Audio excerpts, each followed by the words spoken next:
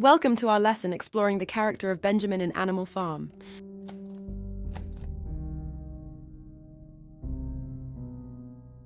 Benjamin's deeply ingrained cynicism stems from a place of wisdom and experience.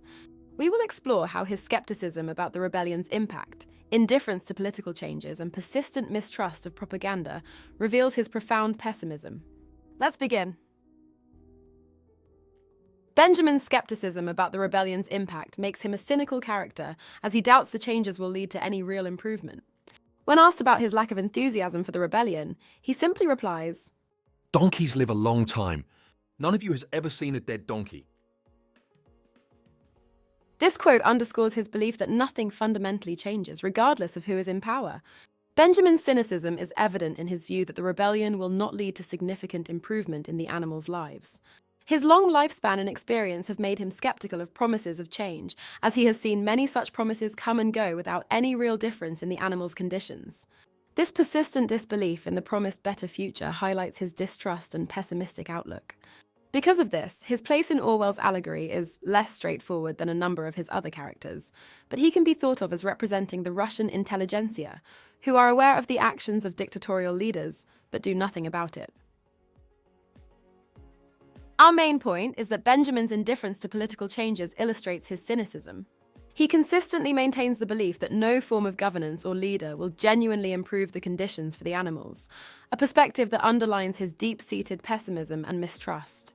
We see this clearly demonstrated in Chapter 5, where he states, "Windmill or no windmill, he said, life would go on as it had always gone on, that is, badly." This quote shows us Benjamin's response to the proposal of building a windmill, a project which Snowball believes will significantly benefit the animals. Benjamin, however, dismisses it and indicates that he does not believe any technological or political transformation will enhance their lives. The mere fact that he can look at a potential source of progress, a windmill in this case, and still see no light at the end of the tunnel, indicates how deeply rooted his cynicism is.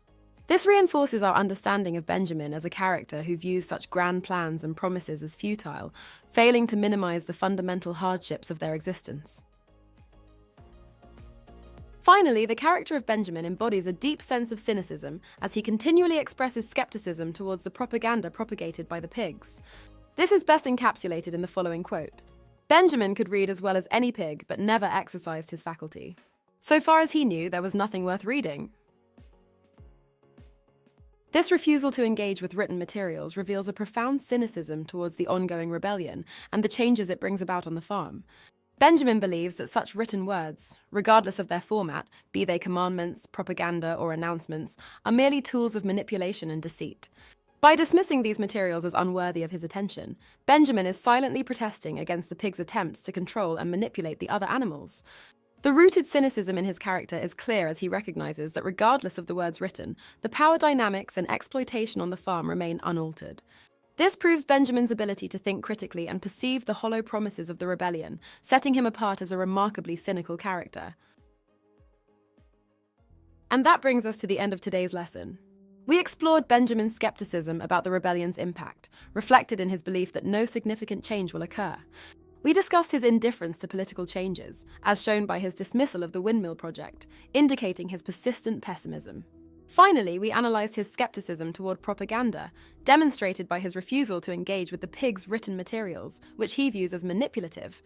Through these examples, Benjamin's relentless doubt and mistrust underscore his profound belief that the animals are being deceived and that real improvement is unlikely.